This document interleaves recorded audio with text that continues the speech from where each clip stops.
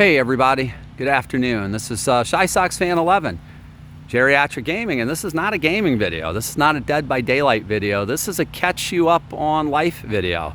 And as you see, we're starting off with a tree that is, or I should say was, in the front half of my yard.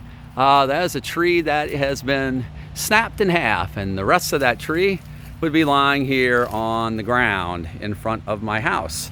So I am just going to quickly scan around some of my neighbors' yards and the like, and maybe get a few more pictures of what's going on in my house. You may just be looking at some lawn here, but the reason I'm doing this video is I just wanted to say that Hurricane Ida, we were at one of the main impact zones. For those of you who are not familiar with the area that I live in, and that would be almost everybody that's watching me, my guess is, I live in a parish. In Louisiana, we have something called parishes. I live in a parish called St. John the Baptist Parish, and you'll have to forgive the sound in the background. That is the sound of a generator. So actually, as I do that, I am going to pan up to yet another one of my trees on my deck in the back that has been knocked down and trashed with the storm, and then we're actually going to go to another one, and then I'm just going to kind of chill out there for a second and talk about what happened and where we are and what's going on. And here is the base of an oak tree that fell, and behind me is a warehouse building, and that's what's left of my back shed, and not my back shed, my back fence. But so I live in a parish. I live in a parish called St. John the Baptist Parish. I live in a town called Laplace, Louisiana. And if you've never heard of Laplace, if you were watching the Weather Channel or if you were watching other news outlets over the course of the storm during the hurricane, Laplace got mentioned a number of times. It was mentioned as a place where there was flooding going on, and where people were actually getting rescued from their houses because they had water going in. That is the town that I live in. Thankfully, my house did not receive standing water. There was no flooding at my house. There was no danger of water rising. I can tell you that the house shook, the house rattled, the windows vibrated. I lost some roof shingles. I got roof damage. I got water damage in my house from where water came in. I lost parts of my deck. I lost an awning in the back. I lost a number of trees. So there was some damage to my house, but to be frank, looking around Laplace, I see a lot of blue tarps on roofs around my neighborhood. I see a lot of people who lost a lot more than I did, and a lot of people who are a lot less fortunate than I was. All things considered, my house that had been actually renovated some years back, and I had overseen the renovation, and we did some extra stuff on that house when the renovation was done in order to protect it. That house, my house, came through like a champ, but I'm one of the lucky ones. There are plenty of the people that I call my neighbors, I guess you will, in Laplace, even if I don't know them personally, who lost a lot, and in some cases lost absolutely everything. So it's a frustrating time right now. We have no electricity. Like I said, I have generators to be able to run some basic stuff to make my house livable and comfortable, but we had no running water up until just recently, and even then it's been spotty. We've had no electricity, and we are been told that we will not have electricity here for at least a couple of weeks. And that is pretty much the New Orleans metropolitan area is in that position. There are places that are not going to see power for at least a couple weeks through large parts of the area in and around, not just where I'm at, but neighboring communities as well. And that's really a tough situation when you're in a Louisiana summer where the temperatures get up in the mid-90s on a good day like it is today. That's not to mention everything else that's going on. Nothing is open. There are no stores. There's no gasoline. Gasoline trucks can last up to a couple hours, to wait a couple hours in line to get gas. every day, and that is a bit of a pain. And again, this is something everybody here is going through. So what does that mean? For me, that means things are going to be uncomfortable for a while, but not impossible. I was here for Hurricane Katrina, and Katrina did not affect me the way it did a lot of people in the city of New Orleans, but it did affect me, but not terribly. I was here for Hurricane Isaac, which I'm gonna get to that in a second, and I've been here for other storms, and we will persevere, myself and the people that live in this community.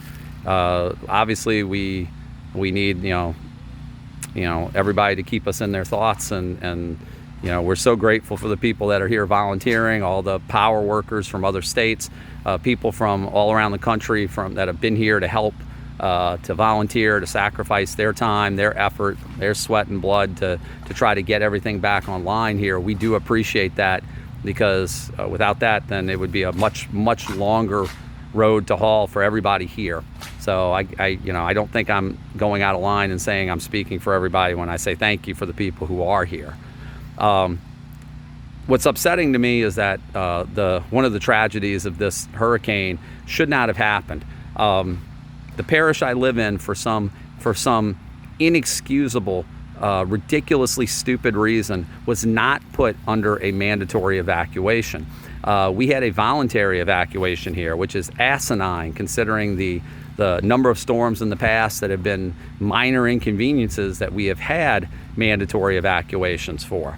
I think I said on my stream the Saturday before the storm came, last Saturday, a week ago, I think I'd said that I was probably staying for the storm. I didn't do so because of the evacuation order. I already knew there had not been a mandatory. That was not, what made my decision to either stay or go was not going to be part of that. And I can say this much, the people that did stay, the ones who stayed, the ones who left, were making decisions on their own accord. It had nothing to do with the parish, but the parish, there are plenty of people that moved into this parish, plenty of people who moved into this parish who did not know Hurricane Isaac. Hurricane Isaac came through here 9 years ago, and we have no levee protection system. And for anybody who doesn't live in this area, a levee is basically a big mound and wall of dirt that's used to hold back rising water. It basically surrounds the rivers that we're around. The Mississippi, which is not far away from me, has a levee system, and Lake Pontchartrain, which is the large lake that flows in, the Gulf flows into. There's a levee protection system built around that lake for a large part, except it ends at my parish state line. And it has been a problem that has existed in this parish long before I ever lived here.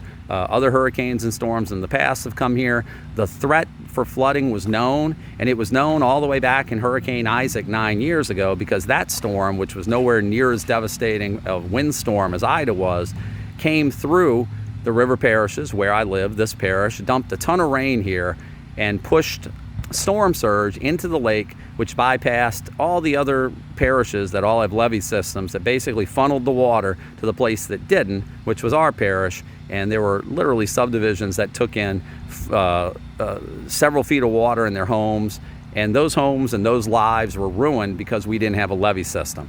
That was 9 years ago. They only started construction on a levee this year. The levee apparently will be done in 2024, which means that, give or take, it's a 3-year project to build a levee, which means that since Isaac was 9 years ago, the fact we don't have a levee, and those same people in the same houses that flooded in Isaac flooded again, and this time even more, is absolutely inexcusable. It's borderline criminal for the public officials at the parish level, at the state level, and at the federal level who knew this could happen again and knew it would eventually, and did nothing to move that project along sooner. The fact that the levee just got started this year is an absolute tragic embarrassment to anybody who has a hand in it.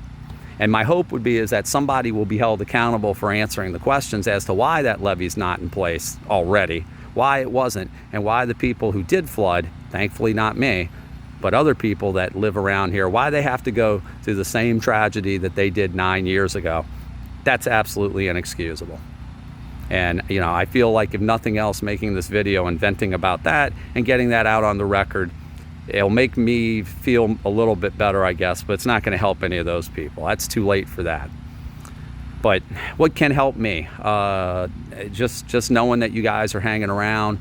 As far as what's going to happen to me here, like I said, I don't have power other than generators. We actually don't have internet right now, strangely enough. I'm uploading and doing stuff on my phone. There have been videos, as you've noticed over this last week, and those videos will continue at least for another week. Maybe a little bit longer than a week. I actually had stuff scheduled out almost to the middle of September. So you will continue to see videos, and I want to say thank you to everybody who has posted something. Thank you to everybody who's asked how I'm doing. I can't even begin to tell you how much it means to me that everybody has been asking how I'm doing and telling me that they were thinking about me or praying for me or hoping for me or whatever.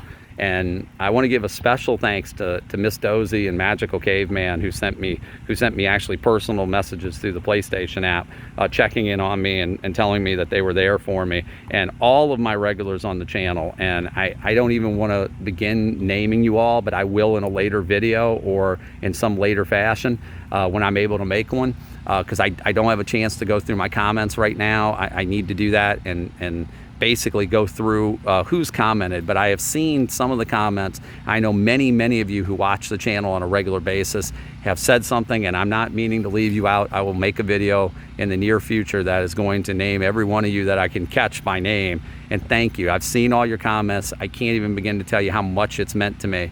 All of you who basically have said that you were thinking of me and you hoped everything was well. In very dark moments here in this last week when things have been kind of depressing and kind of upsetting, and when in those type of moments I've looked at those and it's made me feel better. So I just want to thank all of you for that, and tell all of you how much you mean to me and how much this community means to me as well. As far as everything else goes, once we get till middle of September and I run out of content, the channel might have to go dark for a while. We'll have to wait and see if we hopefully have power back by then. They did give us an estimate maybe of a couple of weeks, and like I said, we'll see. It could be sooner, it could be later. At this point, who knows? Like I said, we've had storms in the past where things came back here because we're actually on a grid that's pretty important. We're near police, and we're near other facilities that are kind of important to the reconstruction efforts here. So hopefully we'll be one of the first areas back on. Like I said, I do have generators, but without my internet, without actual internet service, streaming is out of the question. I am able to upload some stuff or edit stuff on my phone, and that's the hope, is that I'll at least be able to keep the YouTube channel going for a little while.